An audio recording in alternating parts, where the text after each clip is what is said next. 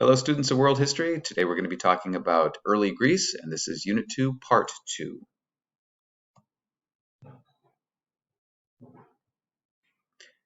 First of all, you have to know that ancient Greece was filled with city-states, so it's kind of like Mesopotamia, or it's kind of like the Indus River Valley, if you think about it.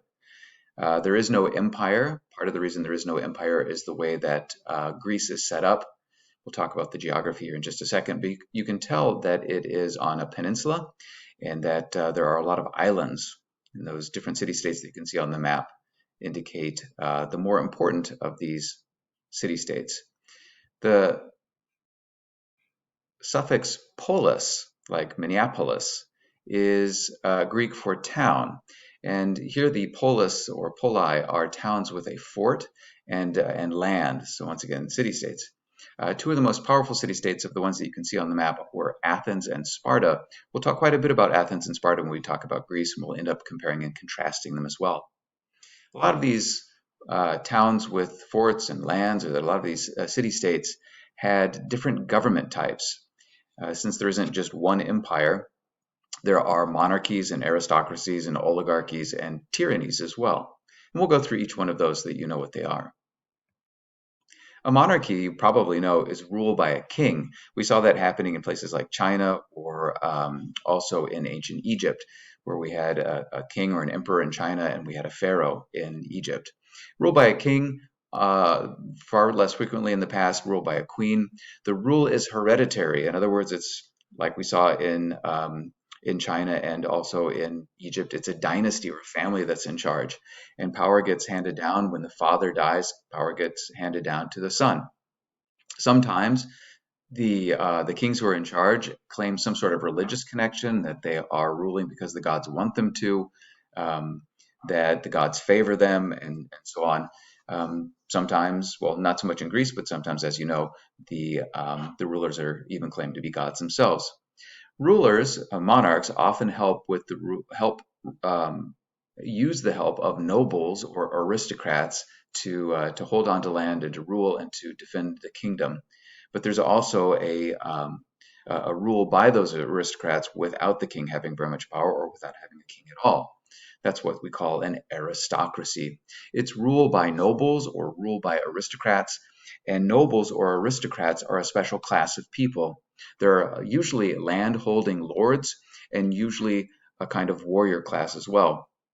Throughout history, oftentimes they're the ones who possessed horses and armor and weapons that they could use in battle. Nobility is passed down through families as well, from the father to the son and so on. Somewhat like aristocracy, where you have a small group of people in charge, is an oligarchy. It's ruled by a small group. Sometimes in ancient Greece, it is a group of wealthy people from the city, oftentimes merchants who have a lot of money. Sometimes it's just a group, maybe a little bit more open. Whatever makes them special as a group is the thing that makes them an oligarchy or ruled by the few. Sparta is an example of this. Sparta has an oligarchy, but it is ruled by a kind of warrior class who don't own a whole bunch of land. They generally just defend Sparta and try to keep control over the slaves, as we'll see here in just a minute.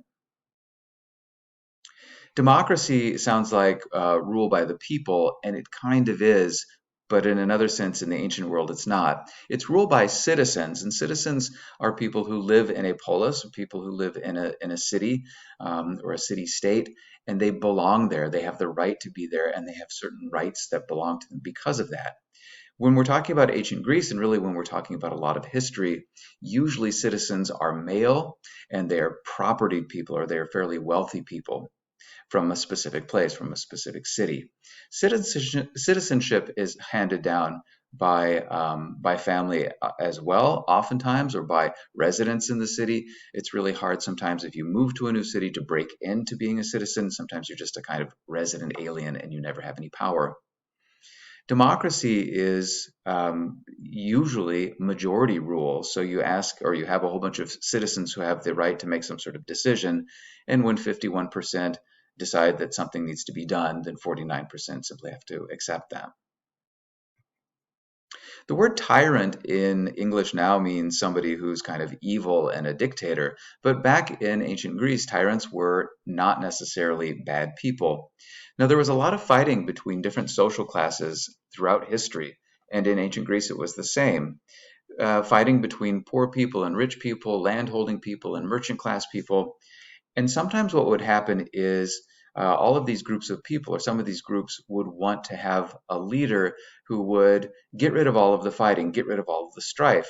And so sometimes a tyrant would come into power, usually seizing power themselves, oftentimes with the help of, quote unquote, the people, a large number of people, and sometimes poorer people who felt powerless against the richer people or the aristocrats.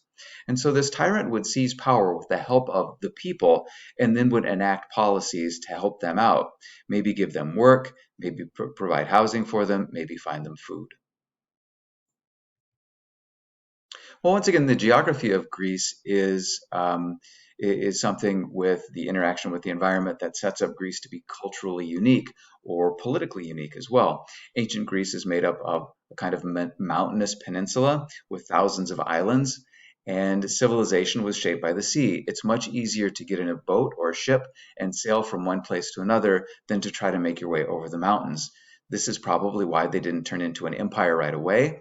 And this is also why they engage in a lot of trade. They're trading with other people. Now they are not able to grow a lot of crops with the land that they have. Only about 25% of the land in Greece is arable, or you can plant things on. And so they didn't really spend a lot of time planting crops that would feed them.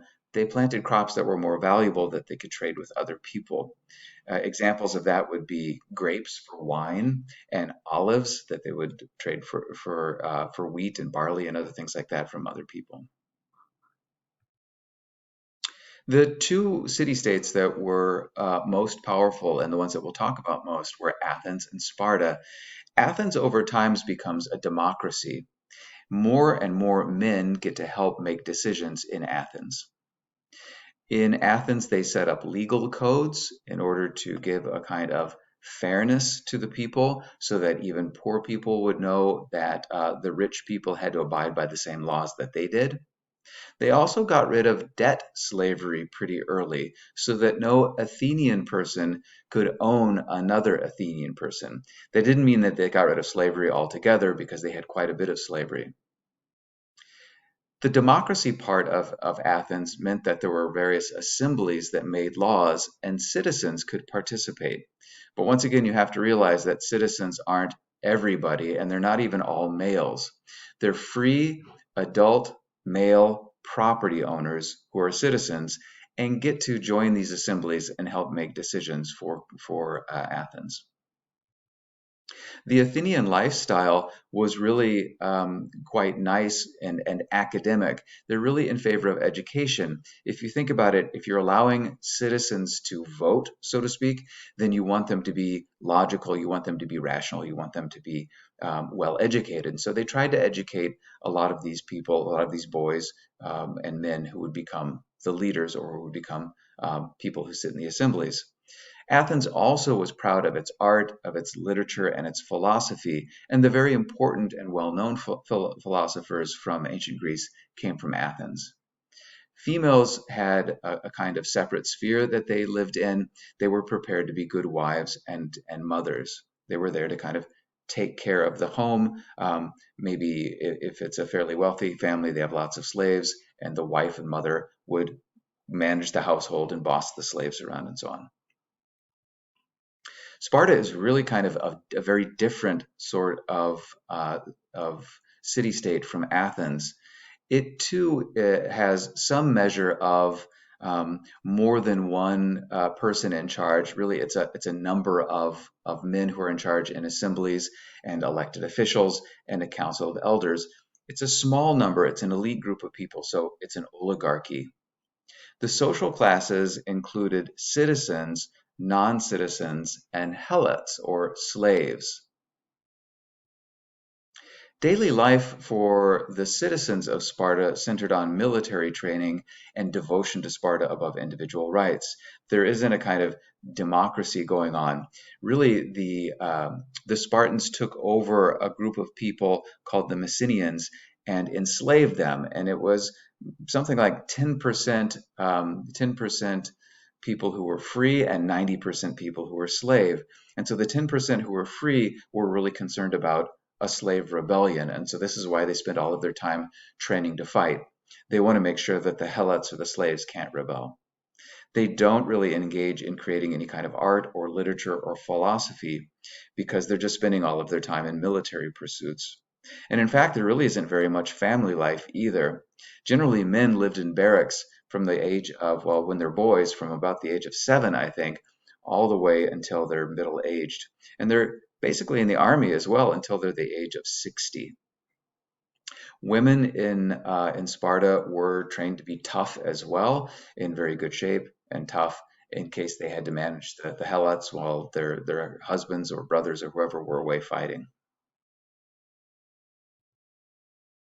Well, if you watched the video on the Persian Wars, you see that, or you saw that Athens and Sparta came together to fight the Persians, and in fact, they were successful in beating back the Persians a couple of times, even though Athens was burned to the ground. Athens won the Battle of Marathon against Darius, and when Xerxes tried to invade the Greeks, he too lost, even after building that really cool pontoon bridge that got his troops across the Hellespont. Now, the Greek city-states were allied together to fight against the Persians, and they formed this thing called the Delian League. This happens in 470 BCE. It's led by Athens. Athens is in charge of the Delian League, and it's supposed to be to more or less protect all of Greece and protect Greek communities in Anatolia or today's Turkey. But they collected taxes from all of the city-states and all of the Greek people who belonged to the Delian League. And Athens was using that money not just to defend people, but also to make Athens much more beautiful and grand. And people started to resent that about them, and eventually a number of city-states joined with the Spartans and had a war against Athens and Athens' allies. We'll talk about that in the next lecture. Hope that I gave you everything that you needed for your EQs. Have a nice day.